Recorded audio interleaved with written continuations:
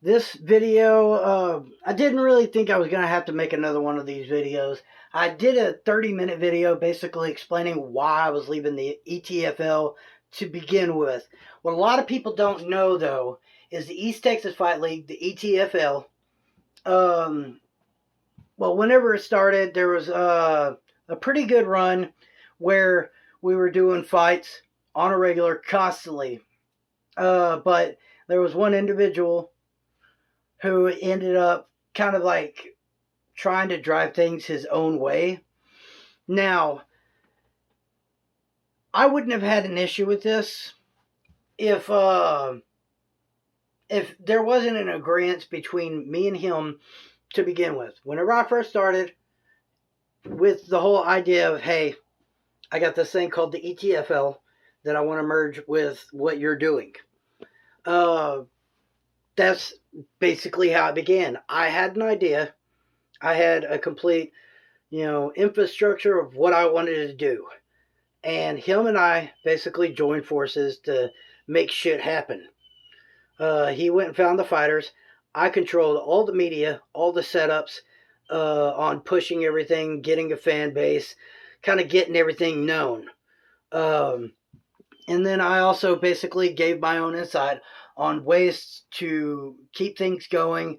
I found sponsorships, basically a lot of the gear that was sponsored within the ETFL realm and that was on fighters' hands and stuff was because of me. There was a lot of individuals who weren't able to afford their own stuff because they didn't work.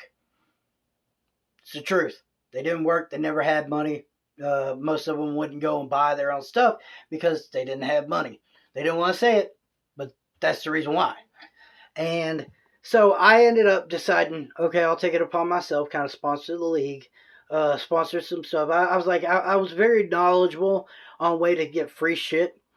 And so I basically hit up different avenues. I hit up 9 rounds, and I ended up getting about $500 worth of free gear, which included gloves, which I outfitted to certain fighters who weren't able to afford, gloves and whatnot and stuff.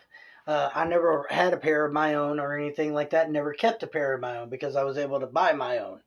And anyways, long story short, basically things kept going on, drama, bullshit, people cheating, uh, and then scores were being altered and stuff like that to highlight the person's team who was running that team, who was also the one keeping score and stuff. And it got to a point where people started questioning. They were badgering me about it, like, why is this guy on the top of the list whenever he hasn't fought and stuff since the first season? It doesn't make any fucking sense, blah blah blah. And people were just boom boom boom just constantly hit me with questions that I didn't have any answers for because I couldn't even make out. I was sitting here looking at the score trying to figure out, okay, maybe it's because he was in the ring longer. No, because he ended up TKOing his opponent this time, blah, blah, blah. I was mowing it over in my head, never could figure out how the scoring was being done because it made no sense at all. There was constant lies about who was watching our videos, this, that, and stuff. Who, the other individual who was running ETFL knew. Basically, it was just a constant bullshit game, where it's just every single time the mouth opened, bullshit, bullshit, bullshit, and I got to a point where I figured out what was true and what wasn't. The guy was a compulsive liar, constantly just lying to your face about this and that and stuff, about what he was doing and stuff. It was a fake it till you make it situation, and that's exactly what I was dealing with, was just constantly trying to figure out what was bullshit, what wasn't, and it got to a point where it got real tiring. Now, the problem is everybody wanted to get paid. The only person who didn't was Colby.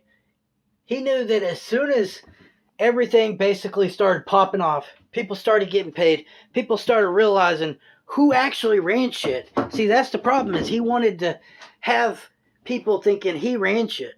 He didn't. He didn't run a fucking thing. He found fighters, put them in the ring. That's what he did. He found fighters, put them in the ring. And a lot of the people that he found were not suitable to be in that fucking ring. I was like, half the time, I was like, some of them were doing drugs before they got in the fucking ring. I'm guessing to fucking soften the blow whenever they start getting the shit beat out of them. I don't know why. But basically, it came crumbling down. I thought it was done. I was ready to just get rid of it. I was ready to just say, to hell with the ETFL. I'm just not going to do anything, with it anymore. I'm just going to let it die. Well, Chris found out that what I said on that 30-minute video, where I was basically just going in on all the shit that was wrong and the reason why I was leaving, he then contacted me and said, hey, I'm sorry that I didn't believe you before, and apologized and everything like that. And we had it set up to basically launch for season 3 of the ETFL. This time without the other party. And it was just going to be me, Chris, running shit, turning this thing into a business, turning this thing into a monstrous type, setup. Well, we decided upon the date of April 1st was supposed to be our first setup. And today is April the 1st. Obviously, I'm not there. I was supposed to be seeing fights going on tonight. But here I am. Still at my house. Why? Because Chris is now, basically there's this entire shit show going on over there. I don't know what happened. Not going to speak on it because I don't know the full story. I'll just leave it at that. Constantly having to respond to people and kind of like, be like, hey, just give us some time. We'll find some good fighters. All that shit or whatever. It was just, it got to a point where it was just getting old. And as much as I love fighting, as much as I love like competing and stuff, I was like, there's different ways. Now, the thing is, I'm still going to be putting on fights. I'm not completely done with the fight shit. I'm done with the ETFL. I'm no longer doing any type of league shit.